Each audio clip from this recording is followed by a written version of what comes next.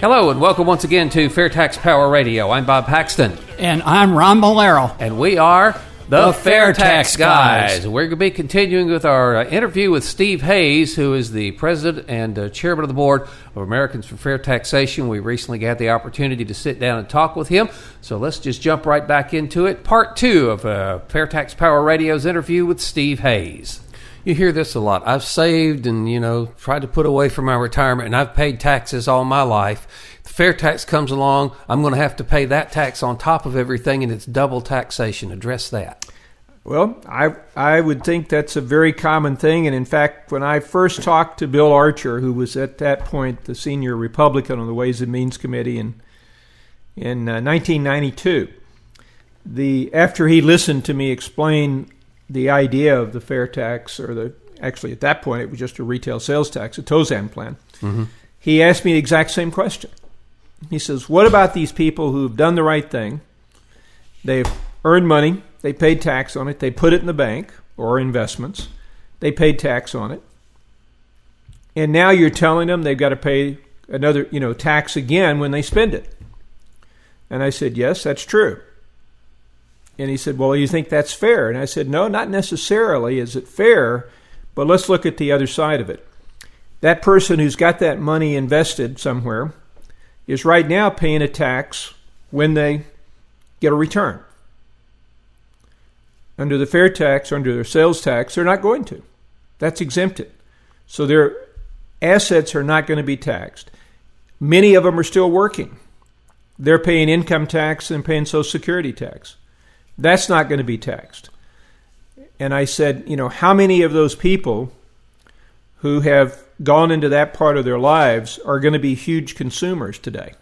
Mm-hmm. Most of them are going to try to keep money because you get to a point you start being more concerned about outliving your money than you do about spending things. You figure, well, I don't need that new living room set. I'm happy with the one I've got. Well, what does that mean? That means that you're going to have people who are paying more on their investment income, which is exempted. So I think when most people level it out, you're going to find they're going to come out ahead by having the fair tax than if they had the income tax, because a lot of them are still receiving a return and many of them are still working. And I imagine a lot of them probably don't even realize that they're paying all these embedded taxes when they buy something.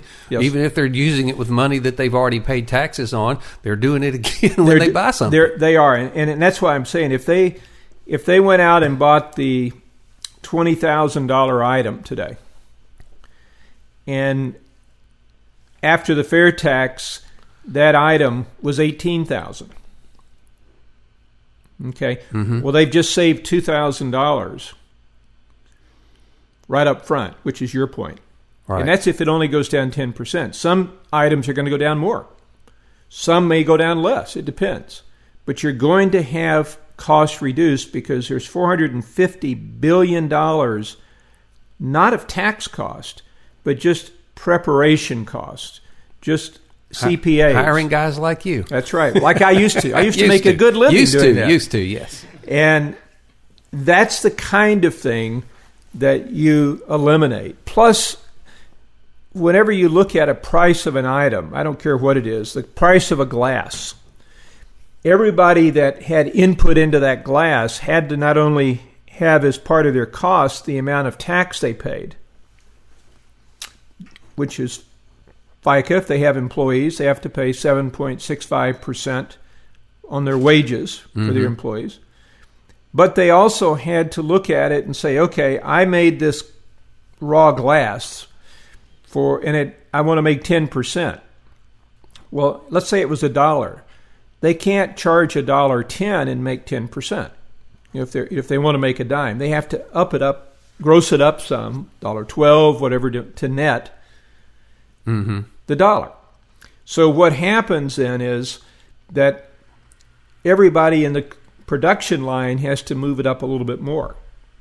And so all of those markups are included. So by the time it gets to the end consumer. That's right. And so when it finally comes to me and I buy the glass, I've paid all of those costs in the glass. And that's why I say there's a a lot of economists dispute how much it's going to be, but nobody disagrees that prices are going to go down. All right. Excellent. Let me shift gears here again on something else. The Americans for Fair Taxation, the national grassroots organization, has now got a bigger presence than ever in Washington. And you're one of the ones that goes up there every month. And we talked to Ted Yoho a couple of weeks ago, and he was saying, this astounded me, that there were 46,000 pieces of legislation that are introduced in any one session. And so you've really got to be visible to the folks up there who are the movers and shakers to get that. Talk to me a little bit about your experiences in Washington and talking to people and the congressmen and how they've reacted to the fair tax. Well, when I first went up in 1990, I had this experience of going up, and I would try to go see a member of Congress, and I'd always get shuttled off to an aide. Mm-hmm.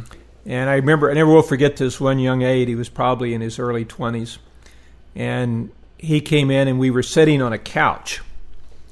And he talked with me for a few minutes about, pleasant things. And then he finally asked me what I was there. And I said, well, I'm here to talk to you about replacing the income tax with the national retail sales tax.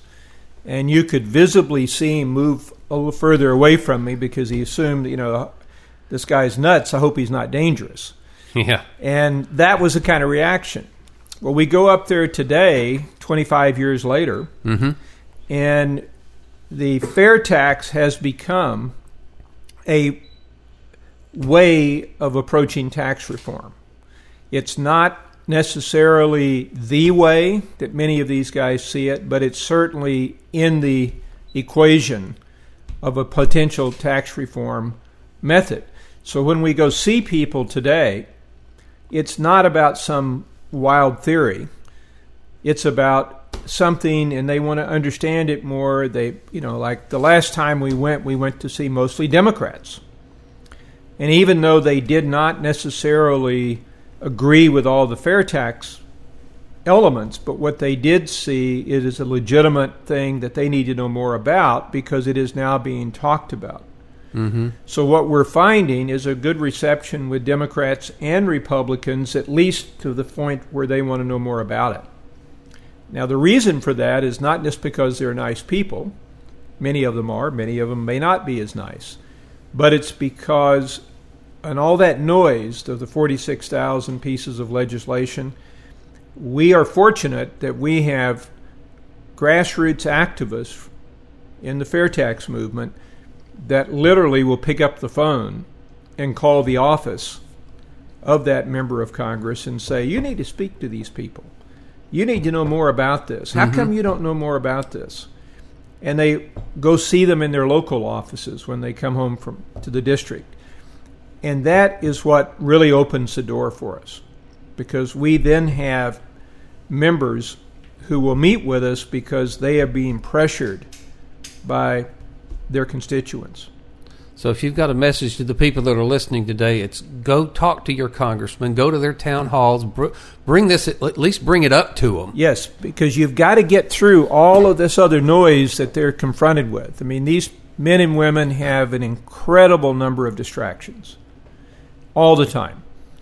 And basically what you need to do is be the itch that they've got to scratch, as my grandmother used to say. There you go. You've got to be the one that calls their office, and you got to get your friends to do it. You've got to be the one that goes, like you said, to their town halls. But even just picking up the phone, not even leaving your house, but picking up the phone and calling and saying, I'd like to know if Congressman X supports the fair tax. Mm-hmm. A lot of times you'll get somebody, if it hasn't been done, and they'll say, well, I'm not really sure. I'll find out and get back to you. And they'll call you back and say, well, Congressman X is looking at tax reform, and it's got to be simple and fair and blah, blah, blah. That's great. So can you tell me why he doesn't support the fair tax? In other words, get this dialogue going. Mm-hmm. What a number of the members have told me is if they get 10 to 15 calls at the local office from different people, it goes up for a staff meeting in D.C. because this is something that people are starting to talk about, and they'd better have an answer. And then they come back with an answer. And normally it's the same thing. Well, we support a flatter, fairer system.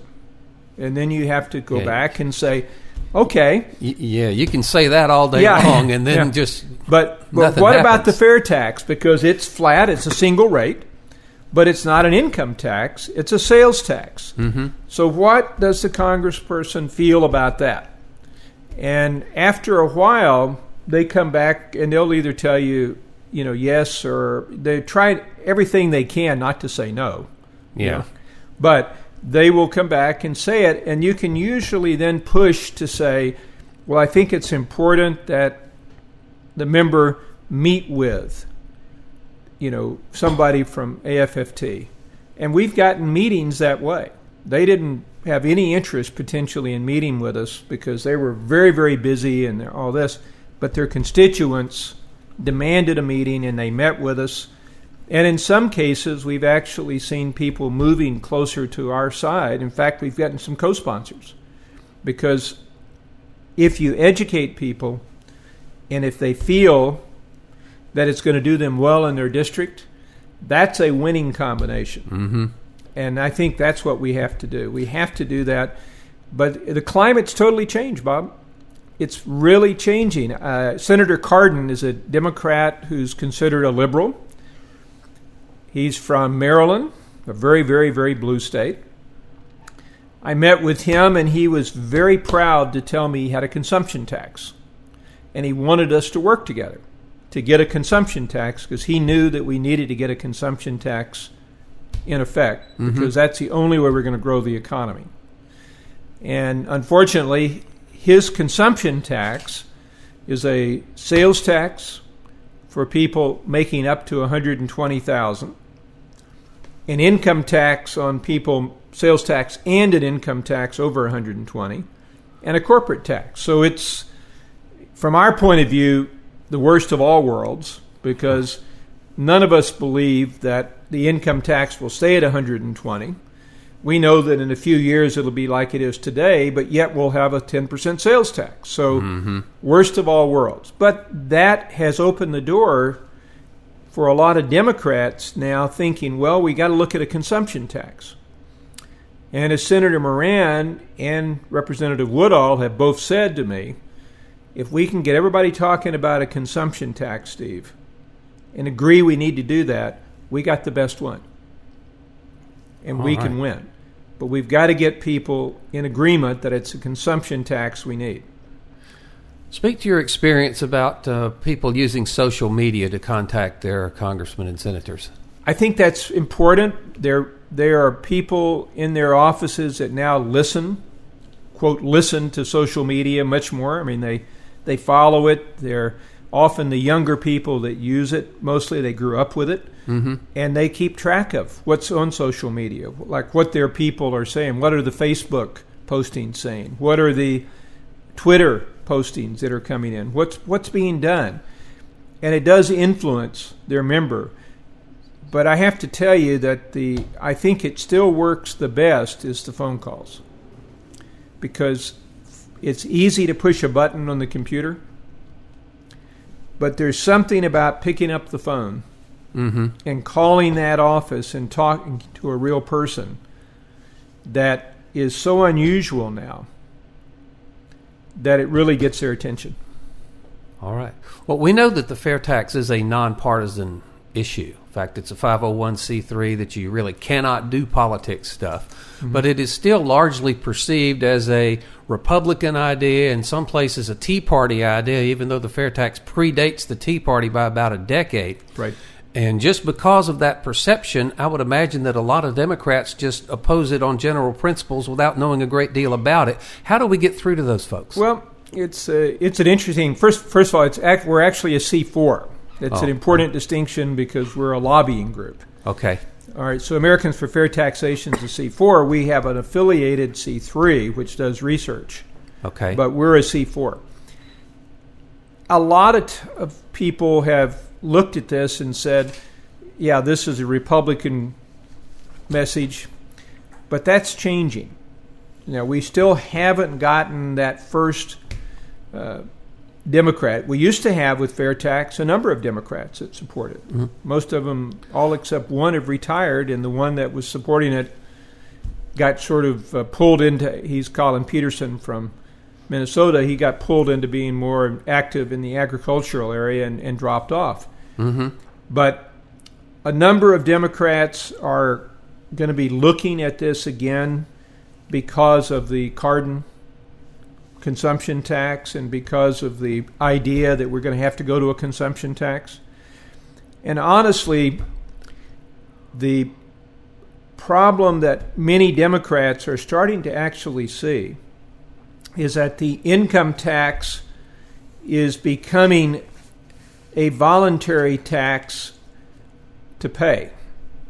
And that's something that people look at me and they say, what do you mean? And I say, well, it's really becoming more voluntary because look at the evasion numbers that we have. Mm-hmm. We're getting up to like $600 billion a couple of years ago that were evaded. And it's not because of a drug dealer.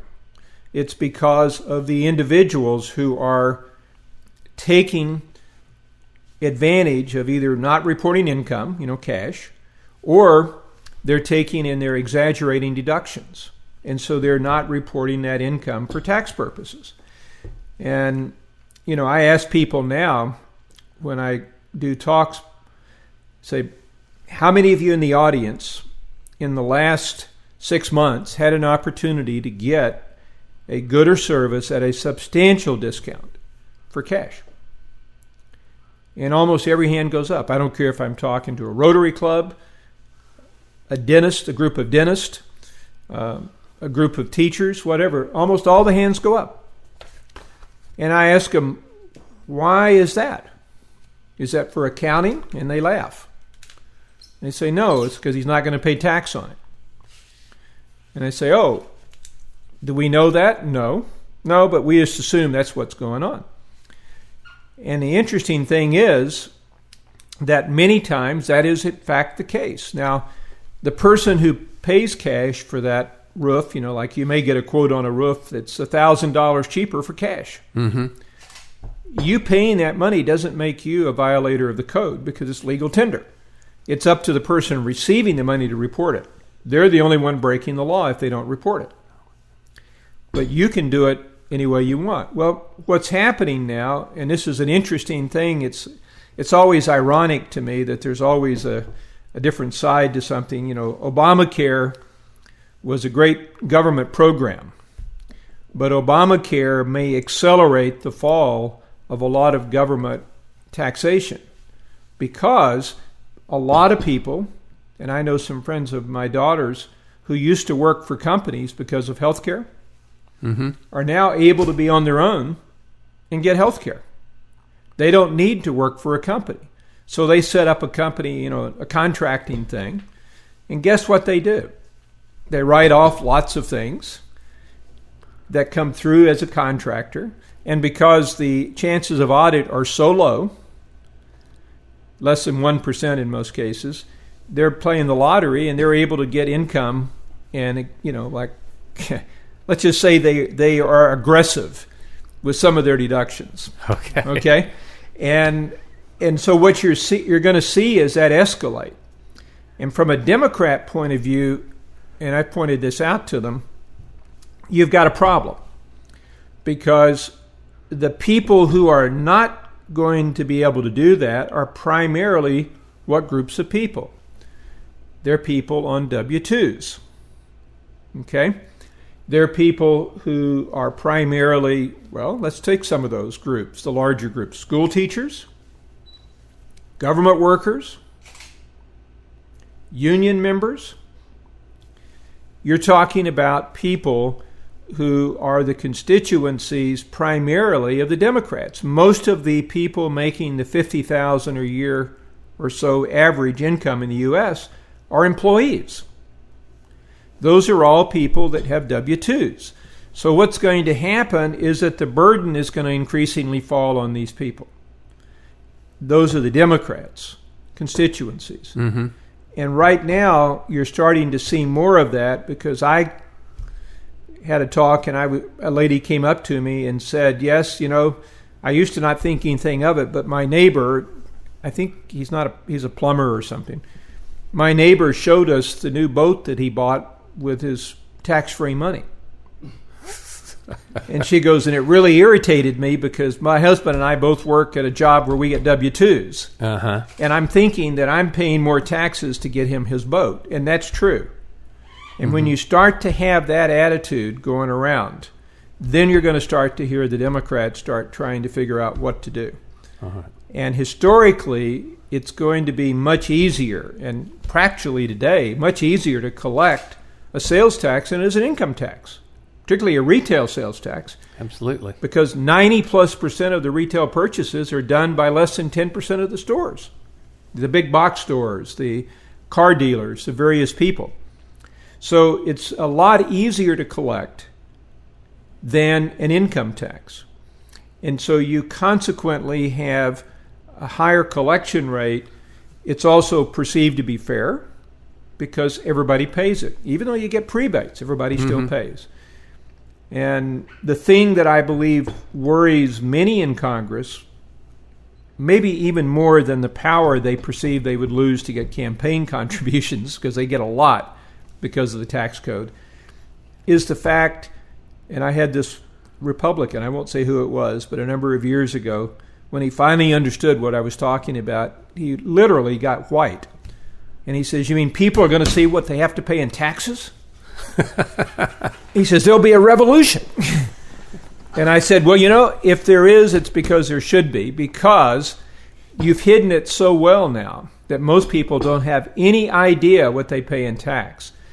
If we do a retail sales tax, even if we have a prebate, which means that up to the poverty level that nobody's going to pay tax, I guarantee you that every single person in this country, from the youngest to the oldest, is a consumer.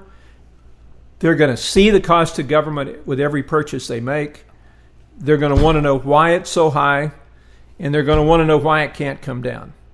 And for a change, if we can say, well, if we cut the budget this percent, you're only going to have to pay 2 cents less on your sales tax, 2% less.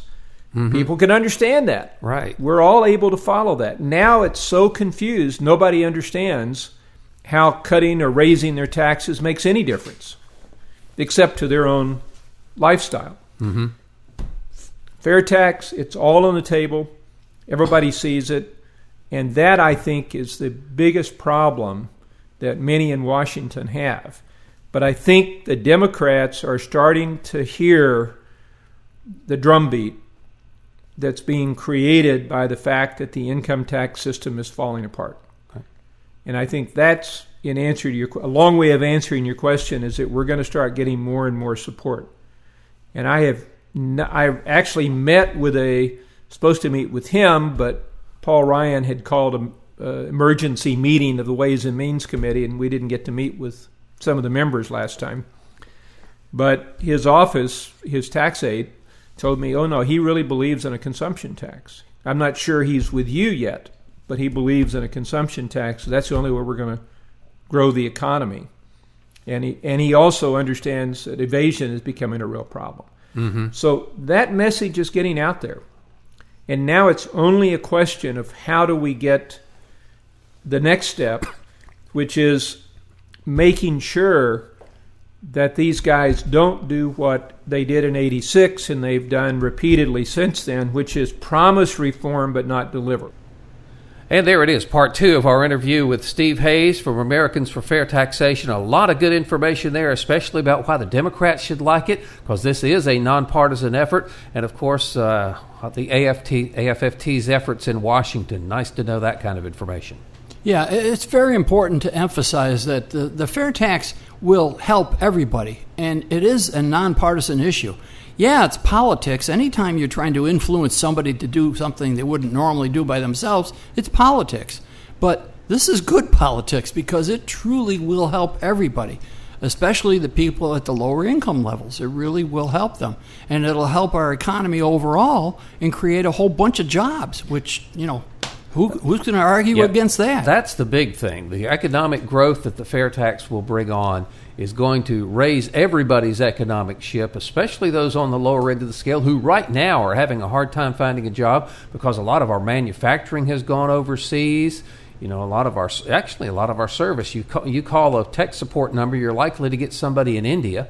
Yeah. So, but all of those jobs, or most of them, will be coming back to the United States when the fair tax is in place. Yep. In economic downturns like this, it's the people at the lower end of the income scale that get hurt the most. The very wealthy people know how to protect themselves. The folks at the lower income level, the fair tax will bring our economy back roaring, and lots of research is there to show that. We've talked about this before. When you make it easier for business to do business, they do better business and they create jobs. It's just that simple. So everybody should love this on both sides of the aisle. Yeah, the survey that Neil Bortz referenced one time that says talked to about like 500 CEOs, CFOs of major international corporations, asked them what their reaction to the fair tax would be. From overseas corporations. Yeah, the international corporations that were headquartered overseas, and like 40% of them said that they would build their next plant or their next distribution center or what have you here in the United States, and that equals jobs. And the other 60% say they'd move the whole corporate headquarters here. Yeah, so the fair tax would make the United States far and away the most business-friendly place on earth, and despite what some people say, it is not the government, it is business, the private sector, that creates good, lasting, high-paying jobs, and the fair tax will provide those in abundance. Yep. And the other nice thing about the fair tax, it takes the revenue issue off the table for Congress. They cannot haggle over revenue issues. It just straightens it out, makes it simple, so Congress can then concentrate on discussions about spending habits. And that's something that we all need to get involved in. It just makes things easier in Congress. So the fair tax has so many advantages on so many levels. And something people do need to understand, it is not advancing or hindering either side's spending agenda. This is simply about how do we raise the same amount of money that we're getting from the income tax. The decisions and the debates over how to spend the money are outside the scope of the fair tax. So depending on doesn't matter which side you're on, raise the money and then we can decide how to spend it, okay? Let me run this by you here real quickly. If you'd like to get in touch with us here on the program, FairTax Power Radio, the FairTaxGuys@gmail.com is our email address, and we're also available on YouTube and SoundCloud. That's right. And don't forget our Facebook page. If you're on Facebook, look for the Fair Tax Guys, and there we are, our smiling faces. Not made for radio, but anyways, we're there. Yes, we were made for radio, not made for television. That's the deal here. But again, if you've got a comment about the fair tax, a question about the fair tax, again, there are a lot of people who hear a lot of stuff about the fair tax that's based on conjecture and based on kind of turning and twisting around what the fair tax actually is and exactly what it does and how it works. So again, if you've got a comment about the fair tax, a question about the fair tax that you'd like us to address, either on the Facebook page or on the radio program here, be sure to post that up at our Facebook page. We'll be glad to do that for you. And don't forget FairTax.org, the website of the national organization, the Americans for Fair Taxation. Please go to FairTax.org. If you haven't already, become a member, because we need to show our friends in Washington that we have a lot of members and, we have some pull. And also, if you can, donate, make it a one-time donation, become a member for $10, $20, whatever. Or, even better, if you join the 1040 Club, in which you commit to donating $10.40 a month. That will be a huge help to us. Amen. Well, that's going to be all we have time for on this edition of Fair Tax Power Radio. Thank you again for listening. I'm Bob Paxton. And I'm Ron Malero. Reminding you the fair tax, once you understand it, you will demand it.